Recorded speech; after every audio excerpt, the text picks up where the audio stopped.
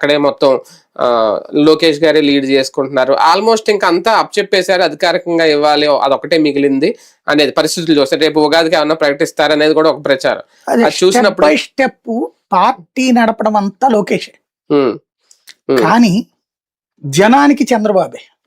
అంటే గవర్నెన్స్ కూడా కంప్లీట్ గా ఏంటి, క్రిందటిసారి అతను 2014 లోనే లోకేష్ నడిపాడు ప్రభుత్వం. అదే అదే ఇప్పుడు ఇంకా ఎక్కువ ఇంకొంచెం ఎక్కువ మొత్తం అధికారాలన్నీ. అంటే ఈ దఫా పార్టీని కూడా నడుపుతున్నాడు. అప్పుడు పార్టీని బాబు గారు నడిపారు, ప్రభుత్వాన్ని లోకేష్ నడిపారు. ఈ దఫా పార్టీని ప్రభుత్వాన్ని నడుపుతున్నాడు, నో డౌట్ అందులో. అయితే పగ్గం వేయడానికి జనంలో ఎట్లుంటుంది అనేటటువంటి ఒక సందేహం ఉంది.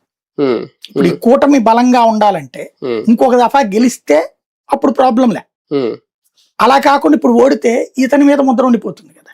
అవును, అది ఆ భయం ఏదో ఉన్నట్టుంది. అంటే కూటమి వైపు నుంచి అయితే భయం ఏం లేదు, ఒకవేళ పగ్గాలు ఇచ్చిన కూటమి నుంచి ఎలాంటి అబ్జెక్షన్ వస్తుందని భయం బాబు గారికి. నాకున్న అవగాహన మేరకు అయితే బీజేపీ అసలు దాన్ని పట్టించుకోదు. అవును, వాళ్ళ ఇష్టం అంటది. పవన్ కళ్యాణ్ లోకేష్ ని మధ్యన బ్రదర్ అంటున్నాడు. లోకేష్ కూడా అందరు ఎమ్మెల్యేని సమర్థించుకుంటూ వస్తున్నాడు. ఒక సర్ప్రైజ్ అనౌన్స్మెంట్ ఉంటే ఉండాలి, అది లేదా ఈ ట్రిప్ కాకుండా ఉండాలి. అదే కదా, రైట్ చూద్దాం. మొత్తానికి పవన్ కళ్యాణ్